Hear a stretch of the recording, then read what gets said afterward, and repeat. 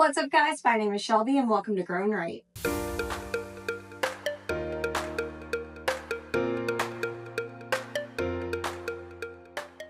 Today's video is going to be kind of a plant, chores, repot, and chat. I have bought a whopping 23 or 30 self-watering pots that I am planning on transferring almost my entire Hoya collection into. I have several Hoyas here and more underneath the table, so I have a lot of things that I need to check off my to-do list today. I also have some fungus gnat issues that I need to address and just some other odds and ends things. I also asked you guys on my Instagram account for some questions that I could answer during this video to kind of fill the in-between time during the repotting. If you do not follow me on Instagram, go ahead and give me a follow. It is at grown.right, but I'm going to be answering your all's questions through this process as well. And of course, as always, if you have additional questions, please feel free to leave them in the comments below. I'll be using a lot of my favorite products today, and I'll be sure to link everything down in the description below so that you can check it out if you need this in your collection as well. Without further ado, let's get right into it. I'm filming this video at noon, so I am still in the process of drinking my coffee from this morning. I don't know if you guys are this way, but I'm very good at letting my coffee get cold and then I just reheat it like 30 times during the morning until I finish the whole thing. So cheers. I'm also very good at making a mess, so I am pulling out my repotting mat for this project day so that I do not get everything all over my kitchen counters. The thing you'll notice is that the majority of my Hoya collection is in pine. I do use Lacunosa pine. I get a lot of questions about where I get this, but I actually get it from a local plant store that sells it, that always has it in stock. If you're in the Northern Kentucky, Cincinnati area, I go to Garden Grove to get my Lacunosa pine. I know that sometimes it can be a little bit difficult to find on Amazon, at least for a good price, but there are other alternatives on Amazon for pine. It's just not the brand Lacunosa pine. And really the only difference is that Lacunosa pine is a little bit finer than the, I think they call it like horticultural lava rock. It works just as fine. It just does not have self-release fertilizer in it. So you're going to want to add fertilizer in right away. All right. So we're starting with this Hoya RHM 026 Peach Bellini. The blooms on this are really pretty. I know that the leaves look a little bland, but I'm really keeping it for the blooms.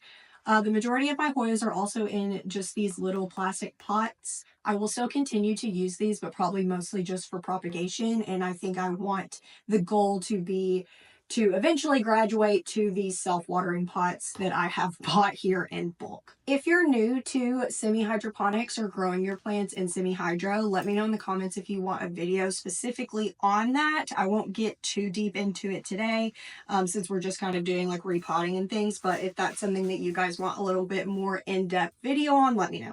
So these are my favorite self-watering pots specifically for my Hoyas in semi-hydroponics. I have a couple other types of self-watering pots that I use, but these are my favorites personally for my Hoyas. You can find them on Amazon, and again, I'll link everything down in the description below, but they are pretty simple to put together.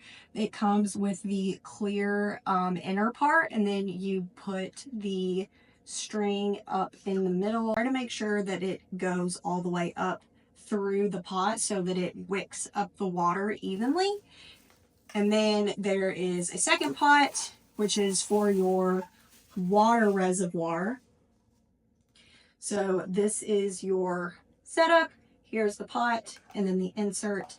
And then it also has this little indicator that is clear so you can see the water level. And that's really the biggest thing for me with these, why I like them so much. So I'm going to try to reuse as much of the pond as I can.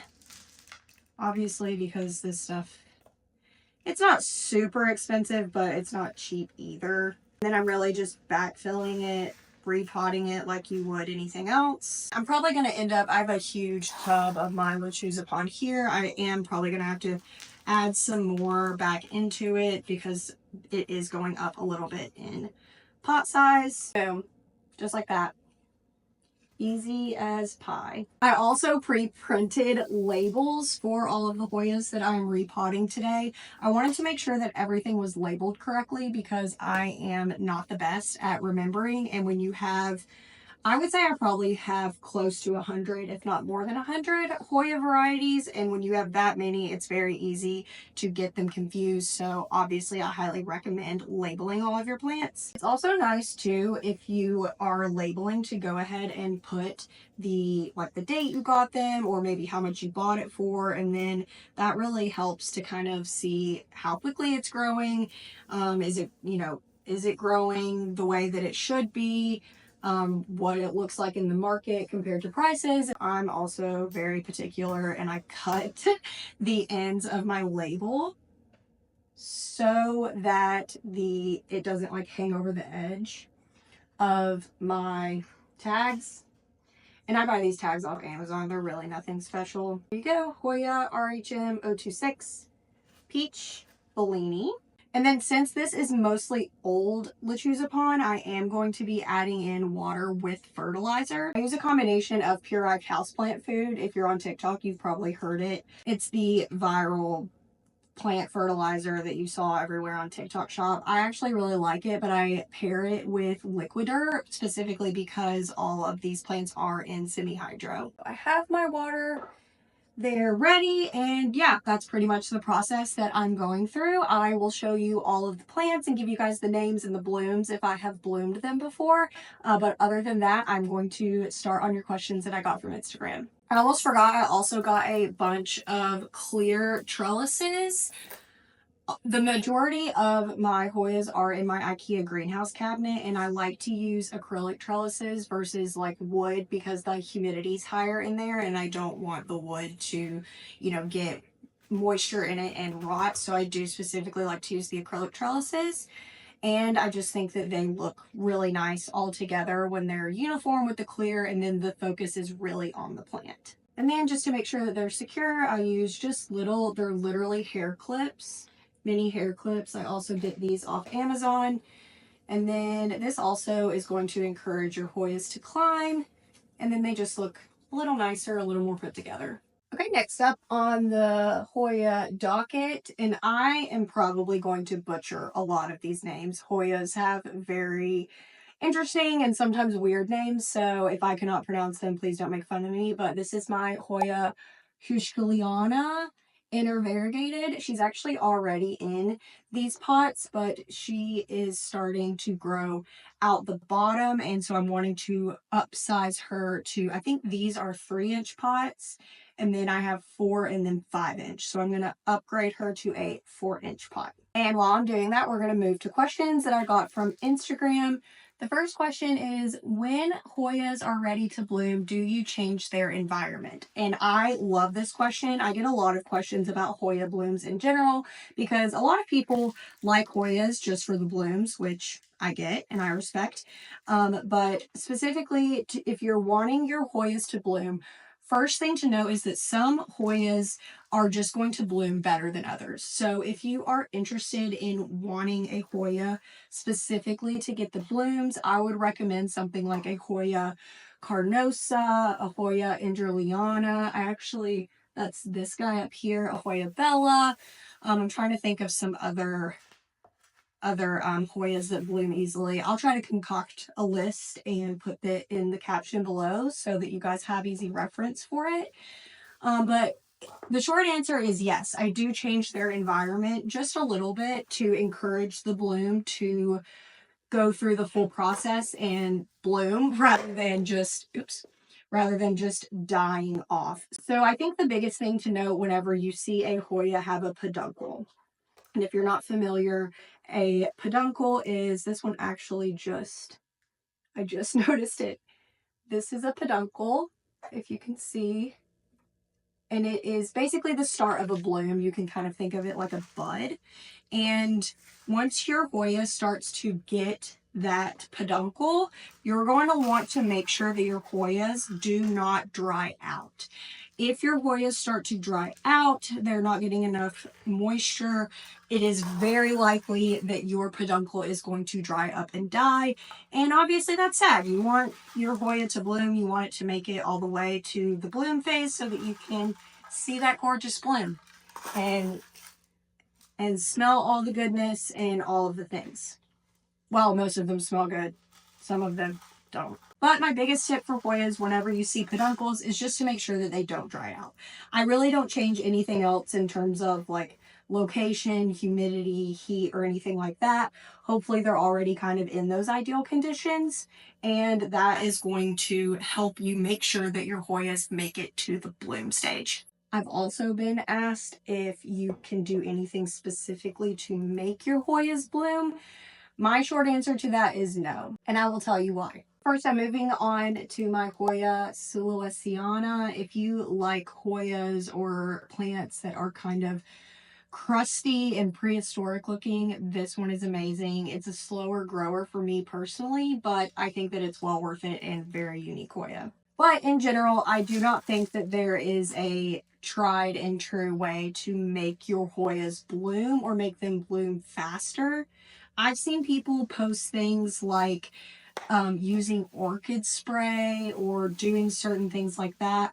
I personally, and I mean, this is just my opinion, I personally don't think, I think that that's BS. The best thing that you can do, in my opinion, for your Hoyas to bloom is just to give them the correct environment. It just takes time, and they just need to be mature and happy in their environment, and that's when they're going to bloom. So yes, it's going to take time. Yes, it might, you might be wondering if this Hoya is ever going to bloom. I have several plants in my collection that I have had for well over a year, maybe years, and have never bloomed for me. And a lot of it just has to do with the Hoya variety. But the best thing you can do is give them their ideal conditions, higher humidity, make sure that they're warm. This is really important in the winter months. If you have a greenhouse or greenhouse conditions, obviously that's ideal. Making sure to not overwater them, fertilizing them, things like that, that is going to be your best success to getting Hoyas to bloom. And I'm back to my very long list of labels. Next up is Hoya Una. I think I'm saying that right. Hoya Una. And I'm going to be honest, this girl is not looking like I want her to. I think that I got the leaves a little too close to some grow lights, and they're really kind of like sun stressed, but not in a cute way. So I'm hoping that getting her into a different pot. Oh, this was like way too big for the root system. I'm hoping that getting her into a bigger pot is maybe not bigger. I'll put her into the smaller self-watering pot, but I think it will help to give it some consistency in the moisture. My next question that I got kind of relates to the first one, and this person just said, get Hoyas to like me, which I think is really funny. But I personally find Hoyas very easy to care for. Obviously, it is different depending on the person and your watering habits, how much care and time you like to give things. But in general, I personally feel like Hoyas are pretty hands-off, and I think that that might be where people struggle, is that they want to give them too much love. So I will quickly go through kind of like my top Hoya care tips, and then if you guys want a little bit of a more in-depth video about Hoyas and Hoya care, let me know in the comments below and I would love to make that video. I also made a blog post about this on my website, and it's called How to Make Hoyas Love You Back. It kind of gives more in-depth detail about the specific care that Hoyas need. Is it all to you nice in like a vlog format if you prefer to just read something instead of like watch it or like search the internet for it. And it is on my website, which is just grownrightplants.com. I have a couple blog posts there. Also, while I'm talking about my website, I do also sell plants. So if you see any of these Hoyas and you think that you really like that, or you would want to add it to your collection, you can go subscribe to my website and you will get all the notifications for when I do new plant drops. I propagate everything on my website to sell for my personal collection. So, and I also have a page on there called What's Propagating, which you can see kind of what is to come on the website, but maybe not listed for sale yet. It is currently February 10th, I think. No, oh my gosh, it's February 8th. I was not even close. So, right now I'm in the Northern Kentucky, Cincinnati area. So right now it is still below freezing temperatures. So I do have sales on my website paused right now until it gets a little bit warmer. I'm really hoping, fingers crossed, that will be at the beginning of March, but we'll see. The cold's really killing me out here. But back to the question of how to get Hoyas to like you, kind of hitting the major topics of, I would say, light, water, humidity, and fertilizing. Light, Hoyas are going to want more light than your average houseplant. And that is in terms of getting them to grow for you. Can they tolerate lower light? Absolutely. But are they going to grow for you and probably, bloom eventually? No, and not as fast.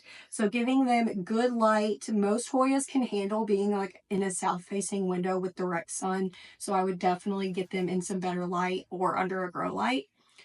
Watering, Hoyas do not like to be overwatered. So make sure that you are letting your Hoyas almost completely dry out, if not dry out all the way, before you water them again.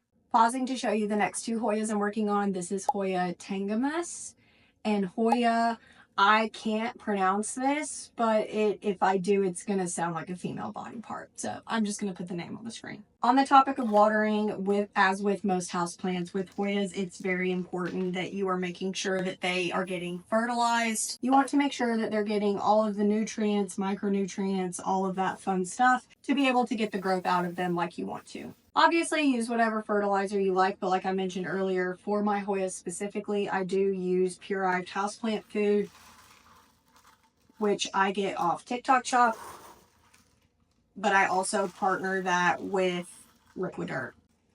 You're getting 2 clips. This Hoya's grown so fast for me, and I'm so obsessed with it. Next up is humidity. I think that was the next thing I said. Most Hoyas, I would say, don't have to have high amounts of humidity. So most of them are going to be fine in ambient humidity, meaning just the normal humidity that's like in your house, nothing special. But I will say that they are going to grow more and thrive a little bit better if you can add some higher humidity levels for them. Oh, you are dry. Adding humidity can be as simple as adding a humidifier to your plant room, or you can try to create some greenhouse-like conditions.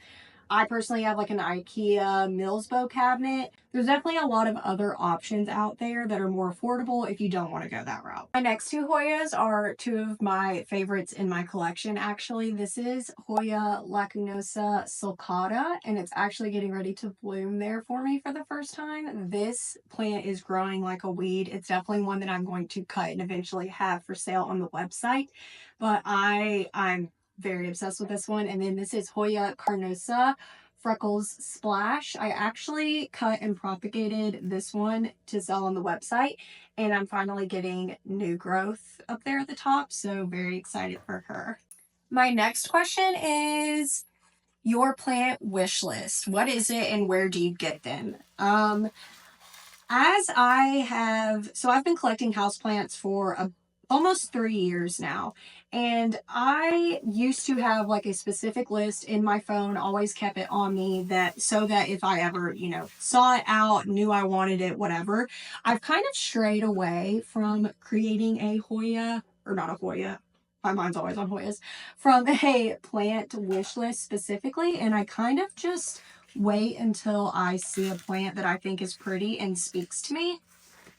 I would say in general, though, the majority of wish list plants that I have, I would say are Hoyas. Specifically, I really want a Hoya Madara, either a Hoya Madara Green Edge, or I forget what the other one's called. Snow Angel, maybe? Essentially, it's the same plant, but without the green edge, and it's just like more variegation. But that's definitely one that I want. There is another Hoya called Hoya de Yeki. I forget that too. Sorry guys, I'm really bad with names. But it kind of looks like a Hoya Carnosa, but it's like silver variegation kind of. I'll put a picture of it on the screen. But other than that, I mean, I've always wanted a philodendron caramel marble. I do feel like that plant is very, very slowly becoming a little bit more affordable in the market. So I would love to own one of those one day. I have a philodendron Pluto, which is essentially like a reverted caramel marble in my collection, and I just love the shape of them. Their leaf shape is just to die for, in my opinion, and obviously the variegation's killer. So that is a wish list plant that I have had on my list for quite literally years, and it's probably never going to come off until I get it. So hopefully one day. I've really focused mostly on growing my Hoya collection lately, so all other plants besides Anthurium. I do still have quite a big Anthurium itch that I try to scratch with my plants and the plants that I buy. But I would say in general, philodendrons have kind of taken a hold on my plant buying sprees. I mean, just tell me that's not the cutest Hoya ever. Are you kidding me? I also sell these copper trellises on my website if you want to get some nice copper trellises. I do keep those in my greenhouse cabinet as well, and they have not turned or anything on me yet, so I do like those as well. In terms of where I get my plants, honestly, it depends. So the more rare, hard to find Hoyas, I really don't get on like websites or Etsy or anything like that. I'm in a couple Facebook groups for rare Hoyas specifically, and I would say I get a lot of, ooh, this one's got water in it. And I would say I get a lot of my plants from those Facebook groups. But I would say I also get a lot of my more uncommon plants from locals. So like I'm in a local Facebook group that's specifically for buying and trading rare plants, so I get a lot from there.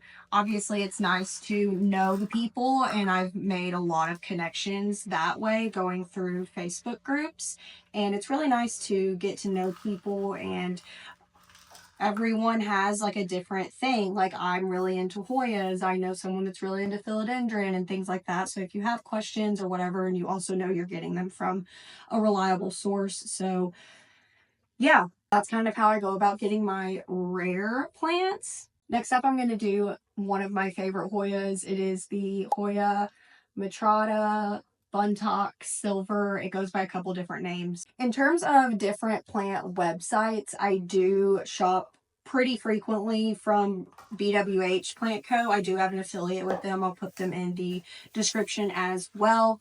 I've always had a great experience with BWH, and they are increasingly getting more rare and sought after plants. And I always feel like they are very, very price competitive, which is, I mean, as a buyer, very important. And I'm sure that you guys would agree. They also have a guarantee for, ooh, this has 2 growth points. Nice. I'm getting ready to get some growth. I'm really wanting to grow this one out to be able to propagate it and put it on the website. So maybe I'll get some better growth soon. This one's going to be tough. Oop, I broke the cup. BWH also has a plant parent guarantee to where they guarantee the delivery of your live plant. So if you get the plant and God forbid it has like pests or it got damaged in shipping or whatever, like they're going to replace it, no questions asked, which is very important because sometimes people, which I get, like you can't take responsibility for, you know, stuff that happens in the mail or whatever, especially with some smaller sellers, but BWH is big enough that they guarantee the arrival of your plant, which is great. Okay, my next 2 Hoyas are Hoya AH074 and Hoya NAP, I'm not sure which way you say it, 01.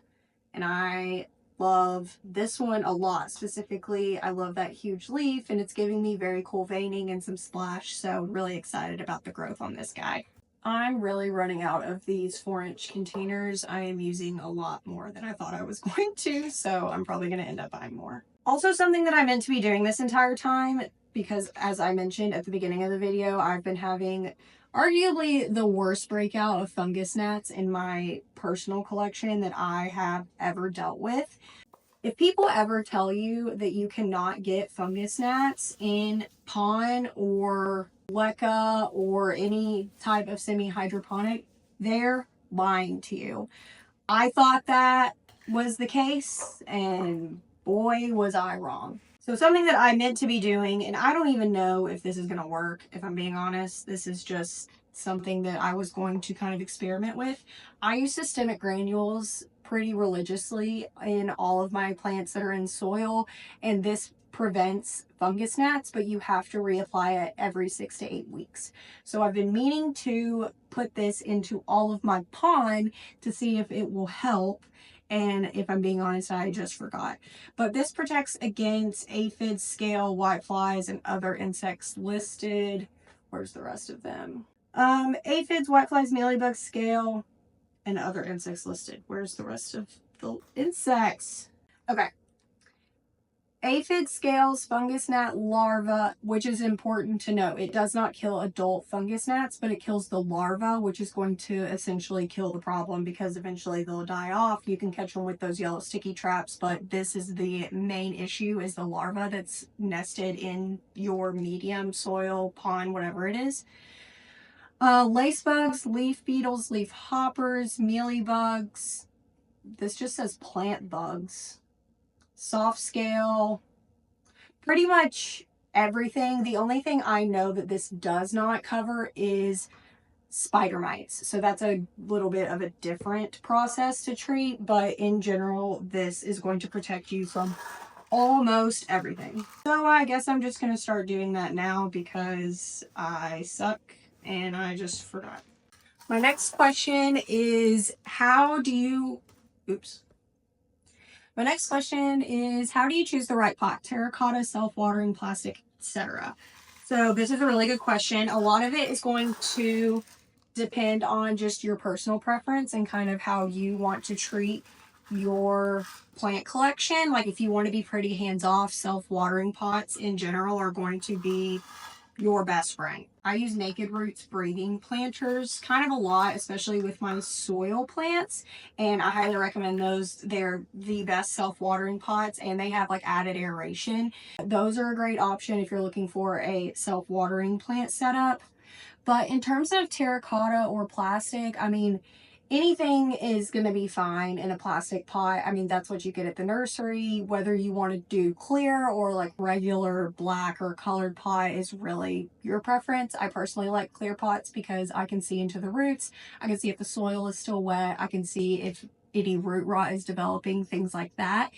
In terms of terracotta, so I guess the main part of this question, in my opinion, is what the plant itself likes. If a plant wants to be a little bit more dry, put it in a terracotta pot because a terracotta pot is going to wick out moisture from the soil itself. So terracotta is really great for things like cacti, Hoyas, monstera, things like that. Also spraying my Hoya leaves as needed. This one is incredibly dirty. I use this Big Leaf Energy. It helps your plants shine and it has neem oil in it, so it's going to help prevent pests as well. So really attacking pests on both ends there.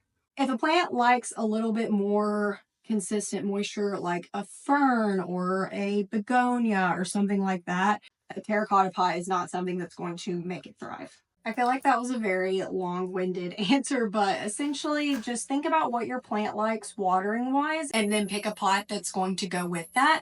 And then at the end of the day, it's whatever you like and is going to make your plant chores easier. And yeah, it's really your preference. Next up, I have Hoya MA20. This one is a little bit newer in my collection. And then I also have Hoya Serpens. This one needs some help, and I'm not looking forward to getting it off that trellis. And then this one was rooted, it looks like, in Leca and Cocoa Choir, maybe. So I'm probably going to put this one in soil instead of pond like all my others. Something else that I use a ton are these acrylic stakes, and they bend very easily, so they make the perfect little mini trellis. This is probably my favorite Amazon find. It saves me honestly so much money, because a lot of times trellises are not the cheapest things in the world, and this just kind of gives me a little in between trellis stage for some of my smaller Hoyas, and they work perfectly. Oh, you are sad. You are sad, girl. She was so happy because I actually got her to bloom for me, and now, I mean, she's just mad. She mad. The last question I got is about my Anthurium Michelle and how I care for her. I'll pop a picture up on the screen. I also just pollinated her, and that is a video, this is my first video on YouTube. So I'll link that video in the description as well if you want to learn a little bit about Anthurium pollination.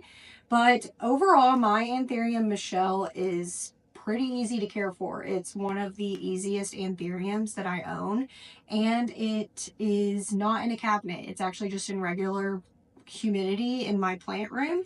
Granted, it could probably use a little bit more, but it's still doing just fine in regular humidity.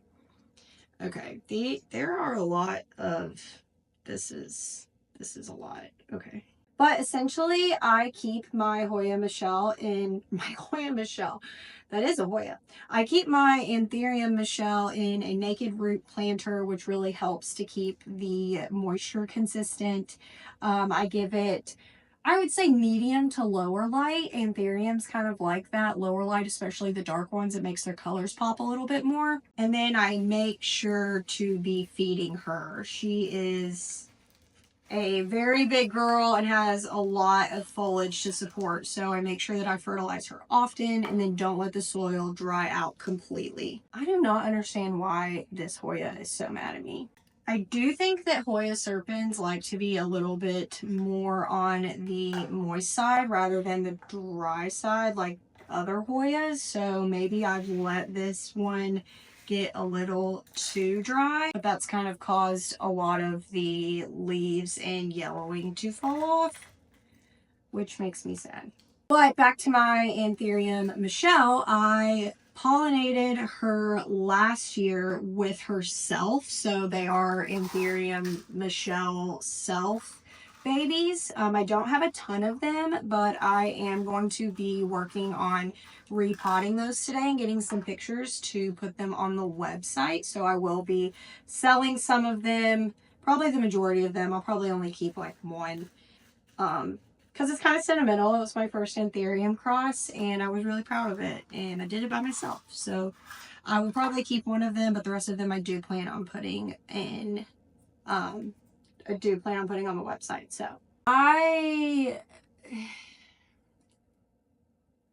I'll be honest, I really don't want to deal with this right now. I'll do it later. I can't. Okay, and that was my last question. So what I'm going to do now is flip you guys around, give you a kind of a close-up of my repotting process. I'll speed it up a little bit, put some music behind it so you don't have to listen to me talk the whole time. And yeah, I'm really trying to grind out the rest of these repots because I'm getting like, I don't know, I'm getting tired. You know when you like pull out everything to do a project and then you get halfway through the project and you're like, I don't really want to be doing this anymore? That's kind of where I'm at. But I have to finish this today.